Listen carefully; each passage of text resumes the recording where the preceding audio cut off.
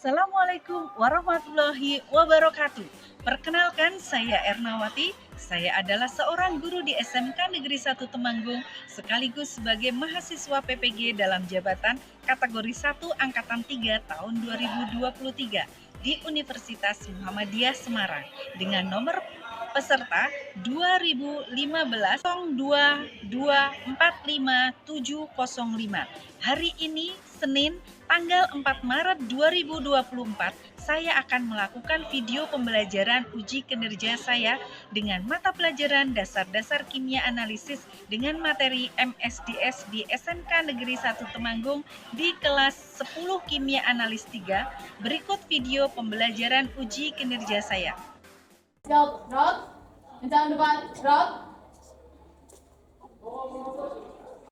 Tegak, gerak. Sebelum masuk ke lab, nanti silahkan periksa kelengkapan terlebih dahulu ya. Ya harus memakai jas lab dan APD lengkap. Ya. Ada yang tidak memakai APD? Ya, sudah lengkap semua ya. Baik. Silahkan untuk masuk ke lab mulai dari barisan paling kanan. Ada satu, maju, jalan.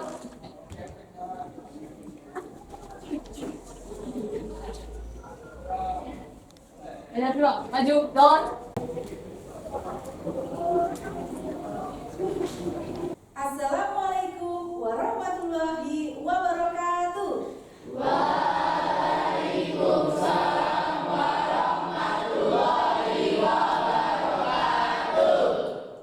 Baik, sebelum memulai pembelajaran pagi hari ini, kita berdoa terlebih dahulu. Silakan salah satu untuk memimpin. Ya, silakan. Untuk siap, gerak. Untuk memulai pembelajaran. Doa, mulai.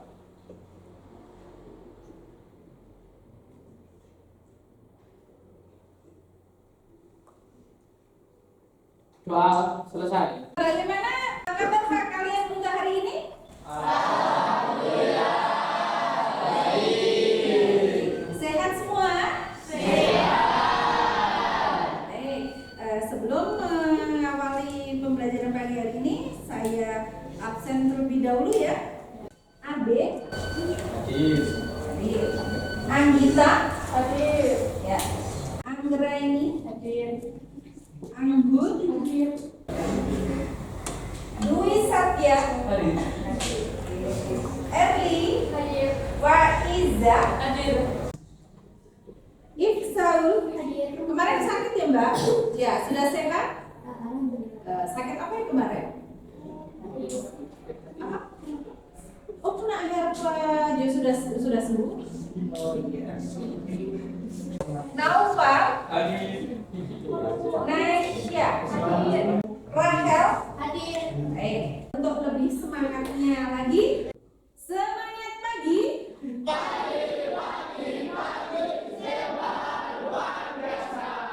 Ayo, aktiviti SMK KRI.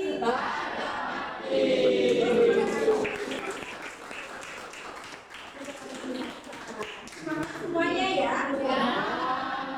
Sebelumnya, minggu lalu kita telah mempelajari tentang apa saja yang kalian pelajari di K3LH.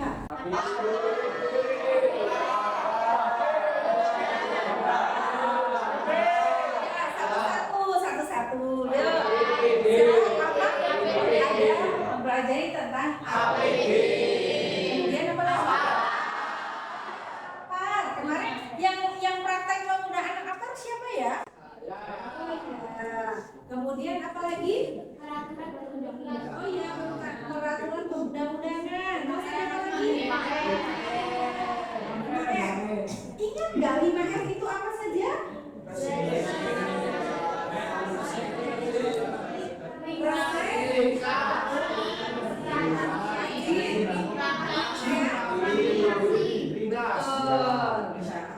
Terus satu lagi kemarin apa?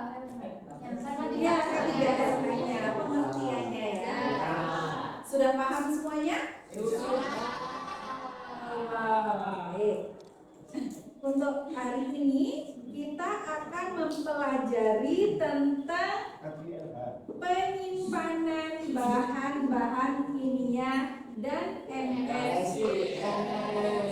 Nah, jadi mungkin kalian di laboratorium ya sering menjumpai ada banyak botol-botol reagen seperti ini ya. Ada yang berupa apa kalau yang di botol seperti ini? Selain ada cairan juga ada yang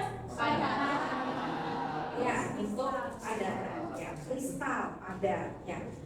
Kira-kira untuk penyimpanannya boleh nggak jadi satu untuk ditempatkan di tempat yang sama? Tidak. Boleh. Karena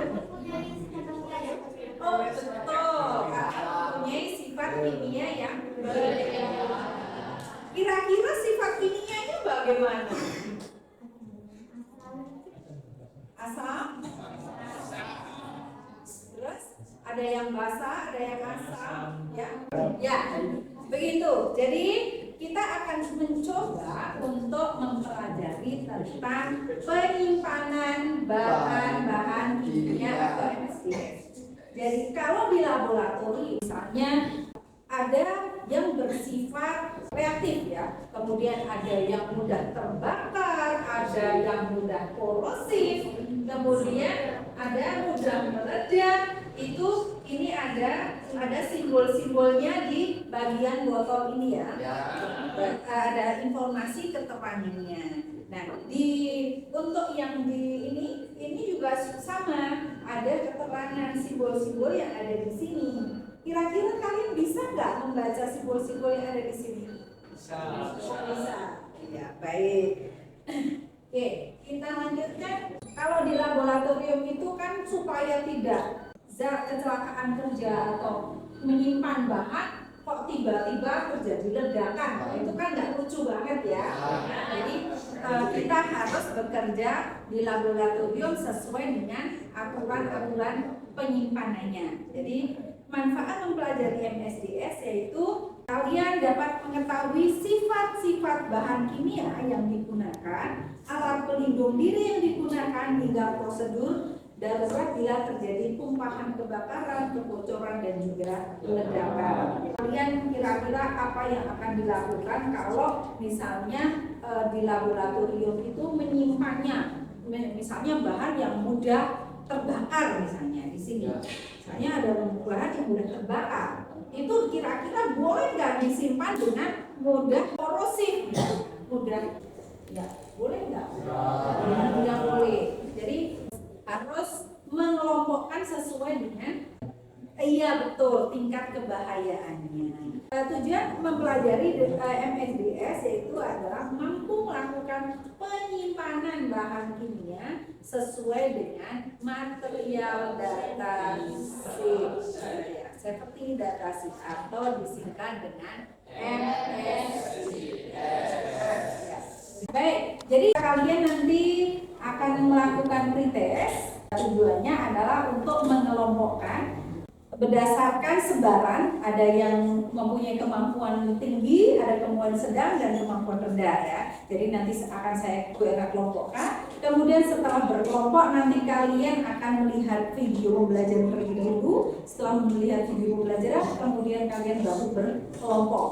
Nah, setelah berkelompok kita akan mempelajari dengan metode pembelajaran yaitu berupa discovery learning. Itu artinya kalian nanti akan mencari sendiri bagaimana dari LKPD yang akan Bu Erna berikan. Jadi nanti ada pemberian stimulasi ya, kemudian dengan pertanyaan-pertanyaan, kemudian ada menggali informasi ya. Jadi kemudian ada diskusi dan tanya jawab. Nanti setelah diskusi tanya jawab kalian bisa mempresentasikan di depan dan kelompok yang lain bisa bertanya. Boleh silakan bertanya dengan sebaik-baiknya. Kalian manfaatkan waktu dengan sebaik-baiknya. Seperti itu. Ngerti ya? Ya. Jelas semuanya? Silakan kalian untuk pre-test terlebih dahulu. Silakan scan barcode. Saya kasih waktu 5 menit.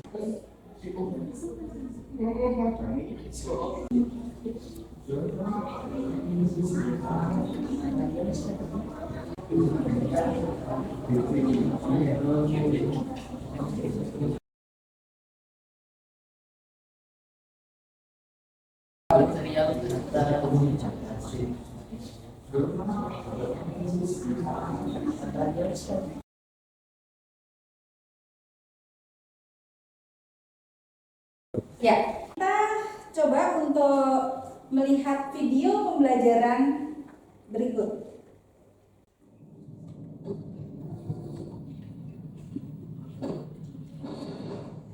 Silakan perhatikan. Disadari atau tidak, setiap hari kita berhubungan dengan bahan kimia. Coba Anda perhatikan barang-barang di dapur Anda. Ada apa di dapur? Ya, ada garam. Pernahkah Anda membersihkan kamar mandi Anda dengan karbon dan Anda tidak menggunakan sarung tangan? Apa yang terjadi? Pastinya Anda akan mengalami gatal-gatal. Kenapa? Karena Anda menggunakan bahan kimia tanpa dan bagaimana Anda harus menanganinya. Ingat, wujud bukan bentuk. Yang pertama, wujud bahan kimia itu ada padat. Padat bisa dia berupa bubuk, bubuk itu bisa halus, bisa kasar. Yang kedua, serpihan bisa berupa butiran, bongkahan, lembaran, lempengan, batangan, dan bentuk padatan lainnya. Yang ini biasanya dalam treatment dia bisa berupa curah atau dalam kemasan, karung, kantong, dan sebagainya untuk melakukan identifikasi barang. Pada sesi selanjutnya kita akan membahas klasifikasi dan tipe berbahaya bahan kimia, kemudian penomoran bahan kimia, pembacaan label bahan kimia, dan MSDS. Sampai ketemu pada sesi selanjutnya. Assalamualaikum warahmatullahi wabarakatuh. Bye. Dari video tadi, apa kalian tahu sifat-sifat dari zat cair, padat, gas? Sifatnya apa? Sifat zat-zat tersebut bagaimana sifatnya? Ya, silakan Rahel. Siap, hari izin menjawab atas nama Raja Pasal 1 nomor absen 27. Untuk sifat wujud padat itu bentuknya tetap dan volumenya tetap. Ya. Kalau cair, bentuk berubah-ubah sesuai tempatnya dan volumenya tetap. Terus kalau gas, bentuk berubah sesuai tempatnya dan volume juga berubah sesuai tempatnya. Iya, betul. Ya. Baik. Kemudian untuk contoh zat cair, padat, dan gas. Sebutkan contoh zat padat, cair, dan gas berdasarkan video tadi. Apa saja? Contoh padat, cair, dan gas. Padat apa saja? Ya, betul. Cairan. Larutan. Ya. Kemudian apa lagi? Gas. Ada? Yang buat masak di dapur apa? Gas LPG. Ya. Kemudian apa lagi? Padat, cair, gas. Ya. Oke. Kemudian ada apa? Ada perbedaan cara menyimpan bahan-bahan tersebut. Ya. Ya, jadi di situ ada perbedaan untuk penyimpanan. Bahan yang gas itu harus disimpan di mana? Yang bahan cair itu harus disimpan di mana? Di mana? Ya, harus dipisahkan. Ya, betul. Kemudian mengapa dalam penyimpanan bahan kimia kalian harus mengetahuinya? Kenapa? Ya, betul, untuk menjaga keamanan. Tadi ada bahan yang mudah meledak, ada bahan yang mudah terbakar, ada yang korosif. Ya, betul. Jadi ini Bu Erna sudah punya beberapa contoh ya bahan-bahan yang ada di laboratorium yang nantinya kalian akan sangat familiar sekali. Ya, baik.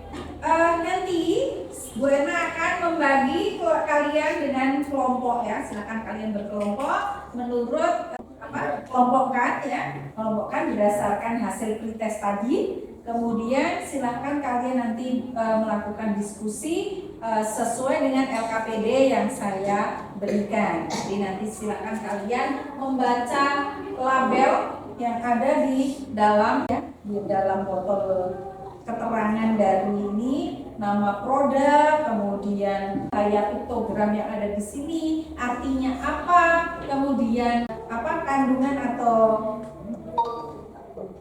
ini komposisinya apa saja seperti itu. Ya, silakan nanti berkelompok menurut kelompok masing-masing. Baik, kelompok 1 itu ada Alista, kemudian Dwi Satya, Khairina, Adisti Maharani, Keisha, Zahra, dan Siti. Ya, itu nanti silakan kalian ambil bahan butanol ya, jadi butanol di situ. Silakan pakai butanol dan anggreni. Itu ada tembaga 2 sulfat pentahidrat. Silakan kalian berkelompok menurut kelompoknya masing-masing terlebih dahulu. Kelompok 1 dari sini, kelompok 1, 2, 3, 4, 5 dan kelompok 6 terakhir di sini. Silakan. Silakan berkelompok.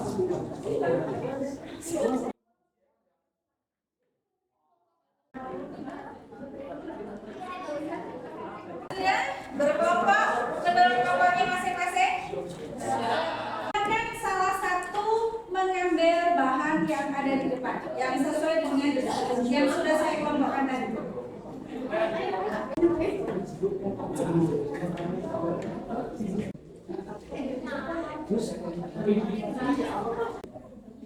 Kalau sudah, silakan diskusikan berdasarkan LKPD yang sudah saya berikan ya. Kemudian kalian buat menggunakan Canva. Setelah itu kalian kirim ke Padlet. Ya, boleh silakan scan barcode di Padlet. Ya. Nanti silahkan hasil diskusi kalian upload di Padlet ini ya. Nah, dari sini kalian bisa melihat data-data dari MSDS atau material dan safety data sheet, yaitu identitas bahan ya. Identitas bahannya di sini dilihat seperti apa, kemudian komposisi bahannya ya, di situ ada komposisi, kemudian ada identifikasi bahaya, kemudian tindakan P3K-nya bagaimana, tindakan penanggulangan kebakaran, tindakan mengatasi tumpahan atau kebocoran, kemudian penyimpanan dan penanganan bahan, dan kedelapan pengendalian, manajemen dan alat pelindung diri, kemudian sifat fisik dan kimia, stabilitas dan reaktivitas bahan, informasi toksikologi, informasi ekologi, pembuangan limbah, pengangkutan bahan, dan informasi pengaturan perundangan yang berlaku. Dan yang terakhir, informasi lain yang diperlukan. Jadi silakan kalian cari informasi-informasi yang ada di dalam kemasan yang sudah Bu Erna bagikan di setiap kelompok yang berbeda-beda. Silakan, saya kasih waktu 15 menit untuk mencari tahu atau kalian bereksplorasi karena pembelajaran kita menggunakan discovery learning. Silakan. Tidak ada. Mau tanya. Ya, oh ya. Bu, ini kalau untuk pembuangan limbahnya itu gimana ya? Oh, pembuangan limbahnya, baik. Ini adalah bahan dietil ether, ya, dietil ether. Dia kalau di labelnya itu dia ya betul. Jadi juga dapat menyebabkan iritasi. Ya. Nah, cara pembuangannya kan tidak otomatis tidak boleh sembarangan. Ya harus perlu penanganan khusus. Salah satunya mungkin bisa dibuang di pipa. Jadi tidak boleh langsung dibuang ke lingkungan. Dia bisa menyebabkan apa? Mungkin bisa dicari sendiri kalau kalau dia dibuang ke lingkungan bisa menyebabkan pencemaran lingkungan. Iya begitu. Sebelum dibuang di IPA itu harus ada kompor dulu. Iya bisa. Nanti kan biasanya pemakaiannya kan nggak mungkin ini satu botol seperti ini langsung dibuang begitu saja kan nggak mungkin ya. Otomatis dia kan sudah bereaksi dengan zat yang lainnya juga. Jadi bisa bercampur, mungkin dibuang lebih biar tidak terlalu pekat, mungkin ditambahkan air atau sebagainya. Nanti kan ada penanganannya sendiri, coba dicari. Gitu? Sudah jelas? Mana? Nah, ini artinya coba. Kalau kena tangan dan ini kalau terkena tangan menyebabkan iritasi ya coba gitu.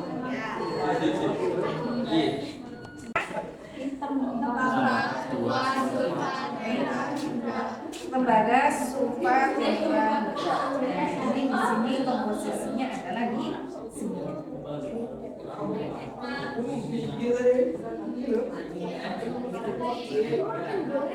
Ya. Sudah ada lagi mau tanya? Ini sudah bisa?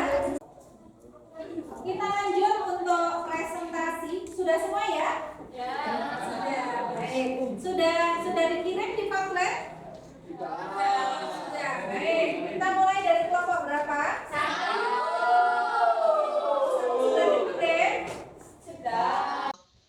Baik, kita coba untuk kalian presentasikan ya. Kelompok 1 silakan maju ke depan untuk mempresentasikan. Assalamualaikum warahmatullahi wabarakatuh. Waalaikumsalam warahmatullahi wabarakatuh. Selamat siang semuanya. Kami dari kelompok 1 akan menyampaikan sedikit materi mengenai butanol. Dengan beranggotakan saya Kalista Putri nomor absen 16. Saya Helena Justimarani absen 7. Saya Trisada Saputra dengan nomor absen 9. Identitas bahan. Butanol atau butil alkohol adalah alkohol 4 karbon dengan rumus C4H9OH1. Selanjutnya ada identifikasi bahaya. Jadi gambar yang pertama itu adalah bahan kimia mudah terbakar, adalah bahan kimia yang mudah terbakar baik ketika bersentuhan dengan udara maupun terbakar secara perlahan, secara spontan.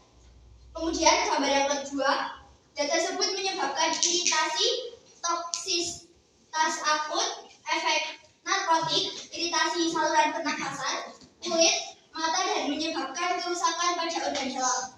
Kemudian gambar yang ketiga, sifat korosif. Selanjutnya kami buka sesi tanya jawab. Apakah ada yang ingin dipertanyakan?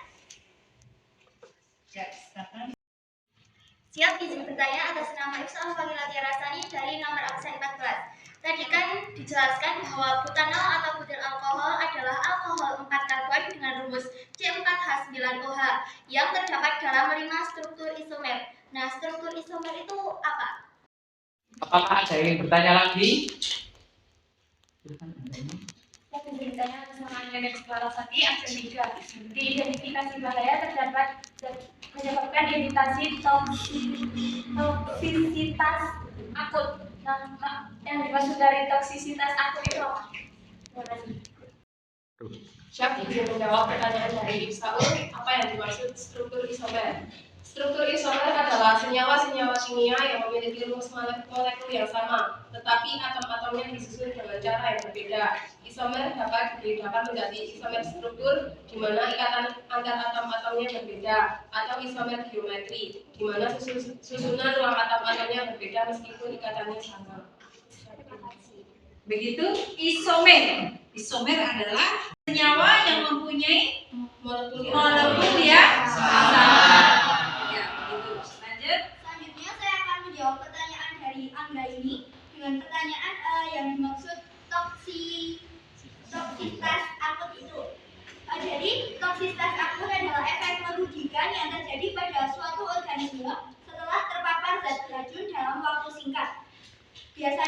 dari 24 jam. Efek ini dapat berupa kerusakan organ, kematian, atau gejala lain yang serius. Terima kasih. Begitu? Sudah ya, saya cukupkan.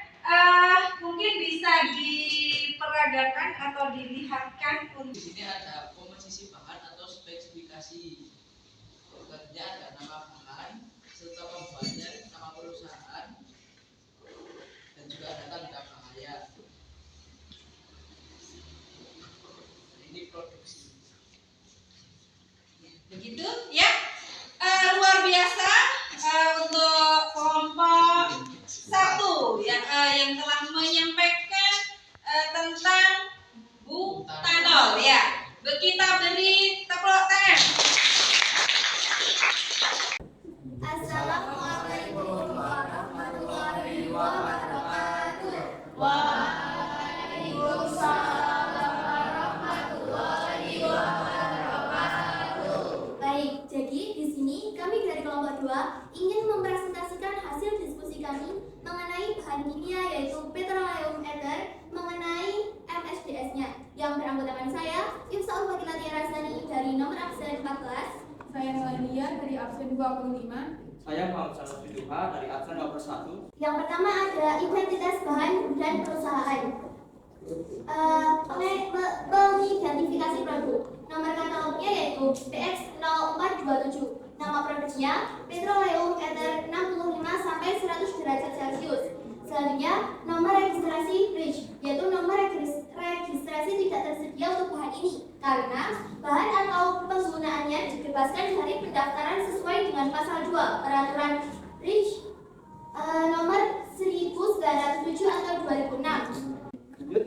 Itu adalah elemen label, pelabelan berdasarkan izin nomor 1072 sampai 2004. Atas izin pernyataan bahaya H225 cairan dan uap amat mudah menyala. H304 mungkin fatal jika tertelan dan memasuki saluran atau saluran udara. Pernyataan kehati-hatian, pencegahan. Satu adalah pertama, mudah terbakar. Yang kedua, bahaya jika terkena tubuh manusia. Kemudian presentasi dari kami, apakah ada yang ingin ditanyakan? Baik, Satya. Baik, untuk larutan itu apa namanya tadi? Petroleum ether. Nah, petroleum itu berguna untuk apa ya? Baik, terima kasih. Jawab pertanyaan dari saya.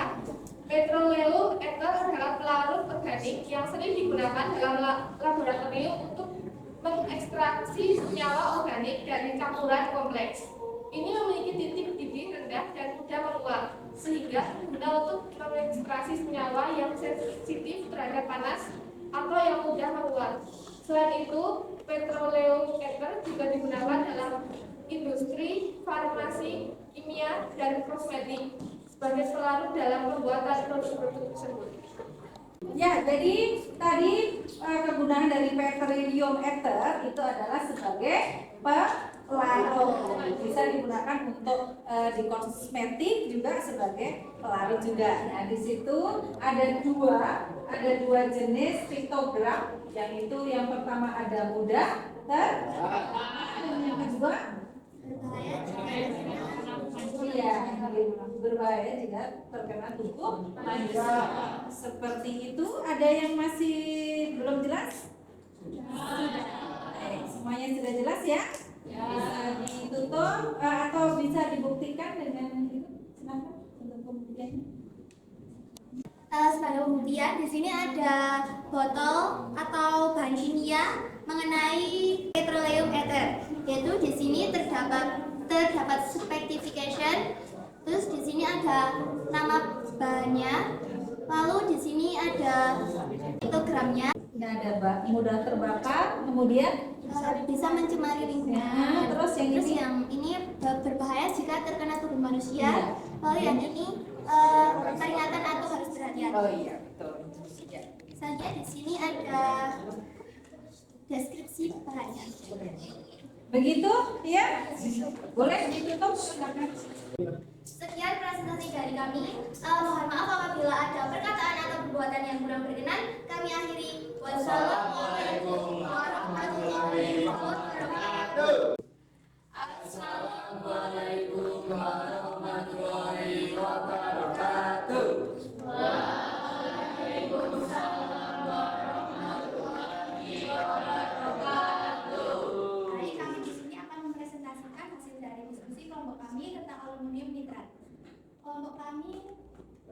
Anggotakan. Saya Berat Tianggo absen 1. Saya Rafani Arozak absen 5. Pertama adalah identitas dan nama perusahaan. Identitas aluminium nitrat dan nama perusahaannya adalah ini dibuat di Jerman. Yang selanjutnya identifikasi bahaya. Aluminium nitrat adalah senyawa kimia yang dapat menyebabkan bahaya jika tidak ditangani dengan benar. Beberapa bahaya yang terkait dengan aluminium nitrat termasuk korosif. Aluminium nitrat dapat menyebabkan iritasi pada kulit mata dan saluran pernapasan jika terpapar secara langsung. Bilaslah kulit dengan air atau pancuran air. Jika kontak dengan mata, bilaslah dengan air yang banyak. Segera hubungi dokter mata. Jika tertelan, maka segera beri korban minum air putih 2 gelas paling banyak. Periksalah ke dokter. Berikutnya tindakan mengatasi tumpahan dan kotor. 1. Isolasi daerah yang terkena tumpahan untuk mencegah penyebaran lebih lanjut. 2. Pakailah peralatan pelindungan diri seperti sarung tangan, kacamata, dan pelindung mata. Baik, sekian presentasi dari kelompok kami. Apakah ada yang ingin ditanyakan? Ya, Tasa? Siap, izin bertanya atas nama Tasa Dwi Maharani absen 33. Ya. Jadi piktogram apa saja yang ada di dalam aluminium nitrat tersebut? Siap, izin menjawab pertanyaan dari Tasa.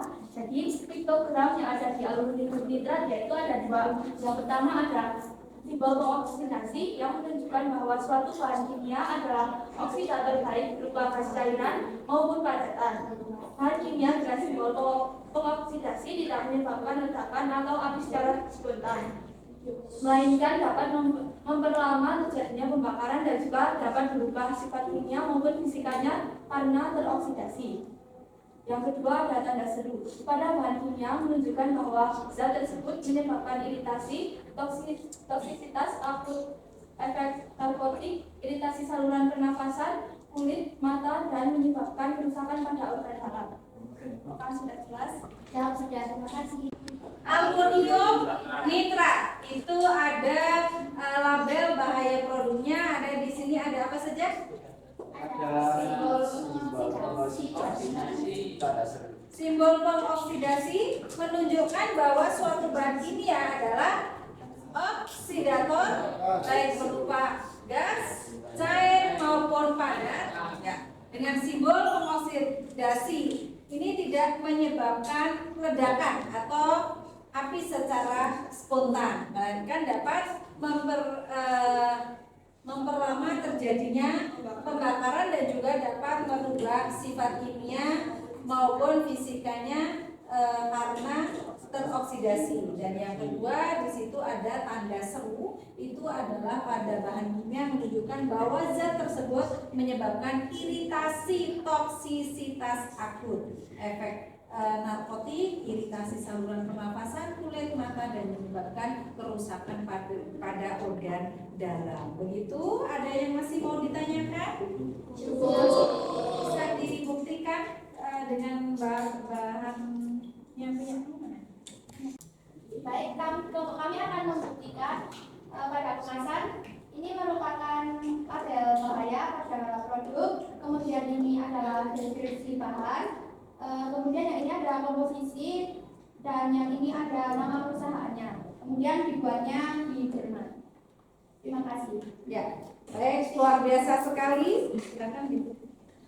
Luar biasa sekali untuk pemaparan dari kelompok 4 tentang aluminium nitrat. Kita beri aplaus. Cukup sekian presentasi dari kami. Saya akan memberikan satu pantun untuk menutup sesi presentasi kali ini. Pisau tergores menjadi luka. Rasanya sakit, amatlah keji. Cukup sekian dari kami. Kami ucapkan terima kasih. Demikian presentasi dari teman-teman kalian. Kalian sudah luar biasa. Ada yang bertanya, ada dengan jawaban-jawaban yang sudah disampaikan sama teman-teman kamu, luar biasa sekali. Setelah mempelajari materi tentang MSDS ini, bagaimana perasaan kalian?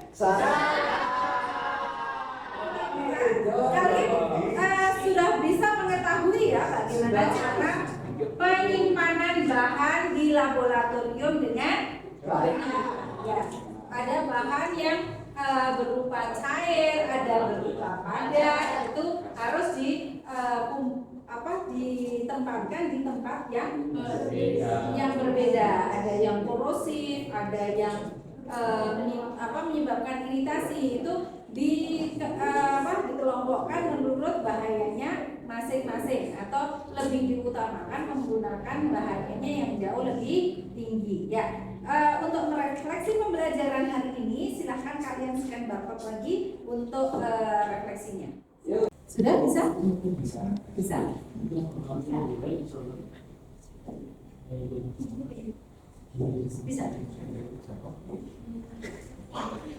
Nah, jadi kita ambil kesimpulan untuk pembelajaran hari ini. Untuk prosedur penyimpanan bahan kimia itu harus diperhatikan dalam penyimpanan dan penataan bahan kimia, yaitu melalui pertama apa?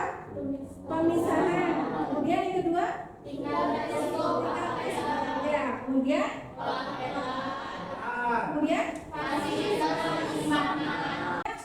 Untuk penataan bahan kimia juga dilakukan berdasarkan sifat fisika, kimia, dan juga bahayanya. Ya, jadi kita harus mengutamakan tingkat bahayanya. Kalau dia lebih mudah meledak, mudah terbakar, itu harus disimpan yang beresiko tinggi itu. Kemudian lembar data keselamatan bahan atau MSDS, material safety data sheet adalah lembar petunjuk yang berisi informasi bahan kimia meliputi sifat fisika, kimia, jenis bahaya yang ditimbulkan, cara penanganan, tindakan khusus dalam keadaan darurat, dan informasi lain yang diperlukan. Ya, sampai sini ada yang mau ditanyakan? Tidak. Baik, sebelum kita akhiri, silakan untuk scan barcode.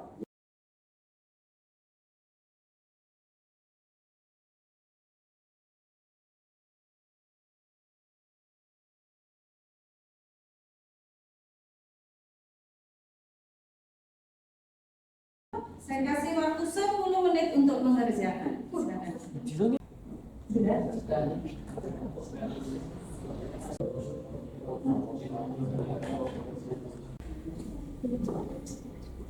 Alhamdulillah sangat.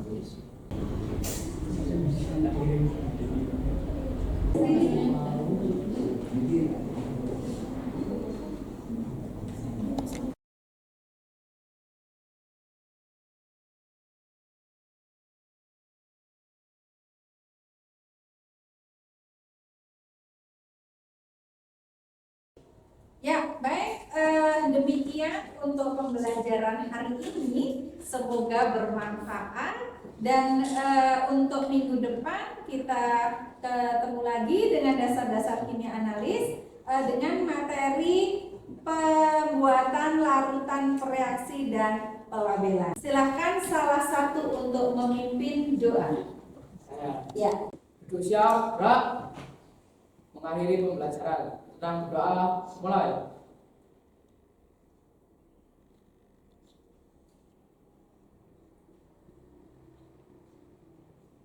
Doa selesai. Baik, ya, demikian untuk pembelajaran hari ini. Semuanya sehat-sehat selalu. Bisa bertemu minggu depan di materi yang berbeda. Saya akhiri.